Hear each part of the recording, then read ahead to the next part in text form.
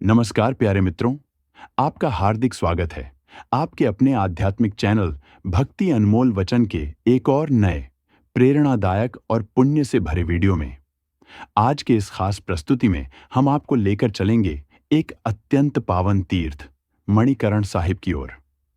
इस वीडियो में हम जानेंगे मणिकरण साहिब की महिमा, उससे जुड़ी पौराणिक कथाएं और क्यों यह धाम करोड़ों श्रद्धालुओं की आस्था का केंद्र है। अगर आपको वीडियो अच्छा लगे तो कृपया लाइक और सब्सक्राइब जरूर करें।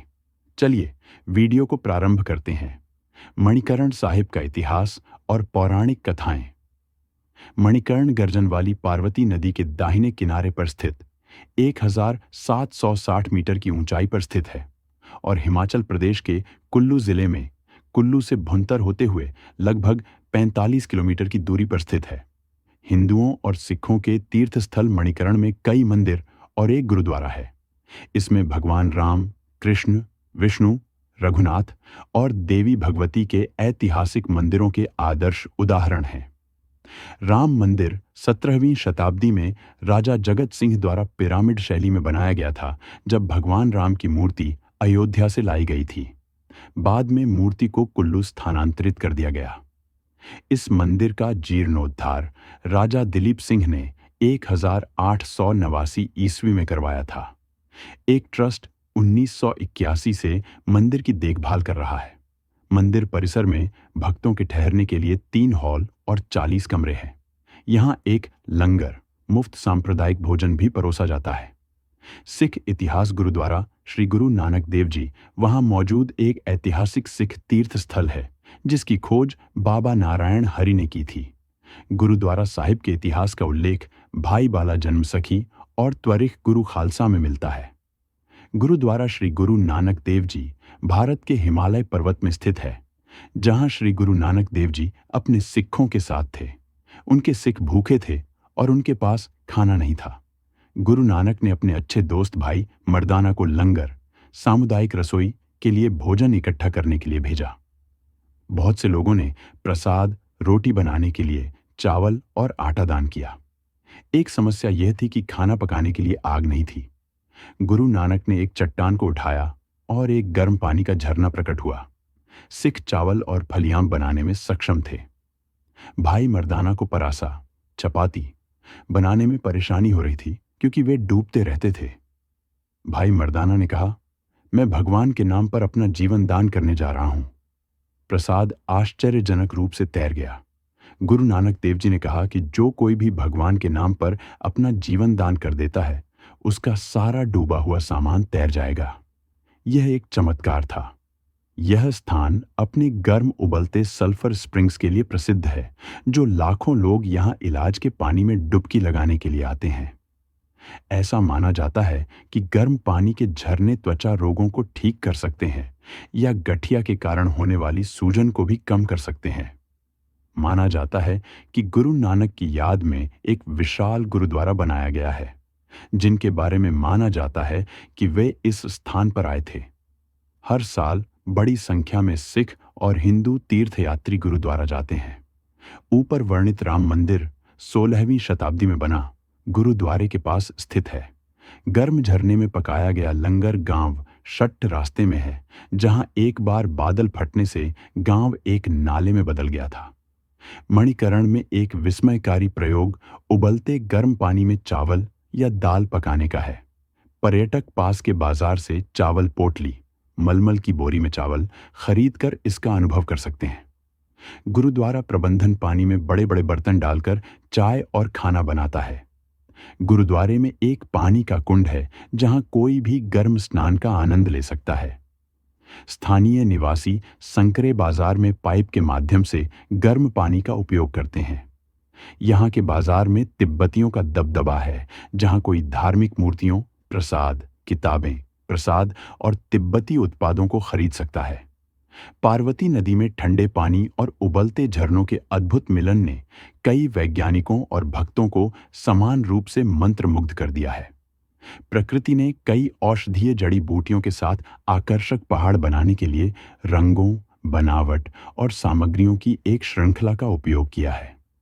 पारदर्शी पत्थर के क्रिस्टल जो पुखराज से मिलते जुलते हैं, कुछ बिंदुओं पर पाए जा सकते हैं।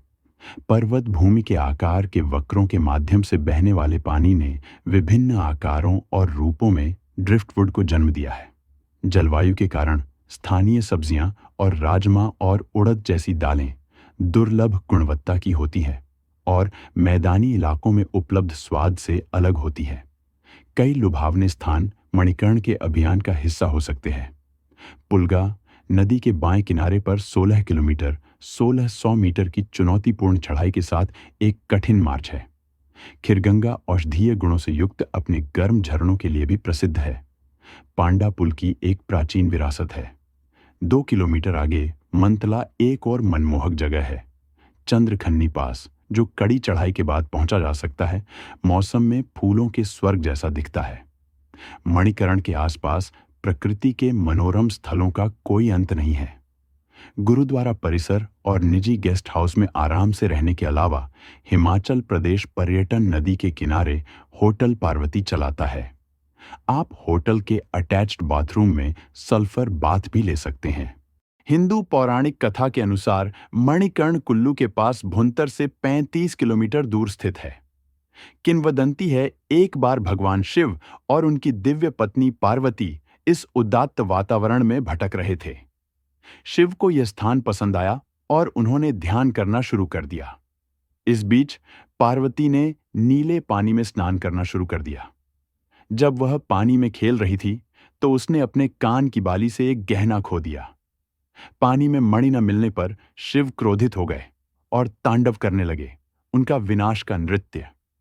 माहौल तनावपूर्ण हो गया और शिव ने घूमते हुए पानी में तैरने वाले एक बड़े सर्प को धमकी दी, क्योंकि उन्हें लगा कि उन्होंने पार्वती के कान की अंगूठी से सुंदर रत्न चुरा लिया है। जैसा कि आप जानते हैं कि नागों और ड्रैगन को अक्सर तिब्बती कला में उनके मुंह में एक गहना पकड़े हुए चित्रित किया जाता है। हालांकि सर्प ने खुशी खुशी पानी से गहना निकाल दिया। इस प्रकार नदी को पार्वती के रूप में जाना जाने लगा और इस स्थान को मणि गहनाकरण कांड कहा गया। एक अन्य संस्करण में पहाड़ बंद क्षेत्र, हरे भरे पैच और मणिकर्ण के जंगलों ने भगवान शिव और देवी पार्वती को आकर्षित किया, इसलिए उन्होंने कुछ समय वहां रहने का फैसला किया। वे 1100 वर्षों तक इस स्थान पर रहे। एक समय जब भगवान देवी के साथ आराम कर रहे थे, किनारे से चल रहे एक धारा के सुंदर जल में देवी के कान की अंगूठी में मणि गहना कहीं गिर गया। पार्वती बहुत व्यथित हुई और गहन खोज की गई, लेकिन गहना का पता लगाने के प्रयास विफल रहे।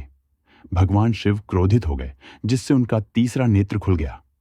भगवान शिव के तीसरे नेत्र के खुलने से एक बहुत ही अशुभ घटना, पूरे ब्रह्मांड में एक महान हलचल थी। भगवान शिव के क्रोध को शांत करने के लिए शेषनाग ने फुफकार और फुसफुसाया। परिणाम स्वरूप लगातार उबलते पानी का प्रवाह था, जो क्षेत्र के ऊपर से गुजरा और बड़ी संख्या में कीमती पत्थर निकल आए। भगवान रामचंद्र मंदिर मणिकर्ण गांव में कई मंदिर है। सबसे महत्वपूर्ण भगवान रामचंद्र का है। गांव के पुजारियों का दावा है कि राम की मूर्ति को अयोध्या से लाया गया था और इस मंदिर में कुल्लू के राजा द्वारा स्थापित किया गया था, लेकिन इसकी ऐतिहासिक पुष्टि नहीं है। भगवान रामचंद्र के छोटे भाई लक्ष्मण की एक मूर्ति भी थी, जो अब गायब हो गई है। भगवान के बाईं ओर माता सीता की मूर्ति है। मंदिर बहुत पुराना है और इसकी दीवार में लगे पत्थरों में से एक पर मंदिर का इतिहास लिखा हुआ है, जो पढ़ने योग्य नहीं है। भगवान शिव का मंदिर। भगवान शिव का एक और बहुत पुराना मंदिर है, जो 1905 के भूकंप के दौरान झुक गया था। मणिकर्ण जिस महान प्रतिष्ठा के साथ होता है, उसे इस तथ्य से देखा जाता है कि कुल्लू घाटी के देवता मणिकर्ण की नियमित यात्रा करते हैं। अलग अलग स्थानों पर अलग अलग देवताओं के अनुयायियों को विशिष्ट शुभ दिनों में मणिकर्ण के लिए एक जुलूस में औपचारिक रूप से ले जाया जाता है। गर्म झरना यहां स्नान करने से और इस स्थान का जल पीने से लोग स्वर्ग जाते हैं, ऐसा प्राचीन काल से मणिकर्ण पथ के बारे में कहा जाता है। यह बिल्कुल काशी क्षेत्र की तरह है और इसमें कोई संदेह नहीं है। जांच करने पर पता चलता है कि मणिकर्ण गर्म पानी के झरने में यूरेनियम और अन्य रेडियो सक्रिय खनिज मिले हैं। हरिंदर पर्वत और पार्वती नदी उत्तर की ओर एक पर्वत है जिसका नाम हरिंदर है। इस पर्वत को देखने मात्र से व्यक्ति सभी बुराइयों से मुक्त हो जाता है और दक्षिण में पार्वती नदी है। कुलंत पीठू देश के सभी क्षेत्रों पीठों में से कुलंत पीठ कहे जाने वाला यह क्षेत्र सबसे श्रेष्ठ है। यहाँ का सबसे पवित्र तीर्थ मणिकर्ण है और इसमें विष्णु कुंड सबसे शुद्ध है। भगवान शंकर यहाँ रहने के लिए बहुत प्रसन्न थे और यह बिल्कुल सच है। दुनिया में कोई भी अन्य टैंक इन ऊंचे उठने वाले टैंकों से ज्यादा शुद्ध नहीं हो सकता है। तालाबों से पानी की एक बूंद भी सभी बुराइयों से मुक्त कर देगी। नारद ने शंकर की आंख के प्रभाव के कारण कहा कि यह पवित्र स्थान क्रोध और बुराइयों के गायब होने का कारण बनता है। जो इस उबलते पानी में पका हुआ भोजन खाता है वह विष्णु लोक को जाता है। वहां कैसे आऊंगा? वायु मार्ग चंडीगढ़ और दिल्ली से हवाई मार्ग से जुड़ा हुआ है। भुंतर का हवाई अड्डा शहर से 10 किलोमीटर दूर है। रेल निकटतम रेल हेड पठानकोट 250 किलोमीटर और अधिक सुविधाजनक चंडीगढ़ 258 किलोमीटर है। सड़क मार्ग से अच्छी तरह जुड़ा हुआ है। दिल्ली से जुड़ा 524 किलोमीटर और चंडीगढ़। नियमित बस और कोच सेवाएं कुल्लू को दिल्ली और चंडीगढ़ से जोड़ती है। धन्यवाद। हर हर महादेव।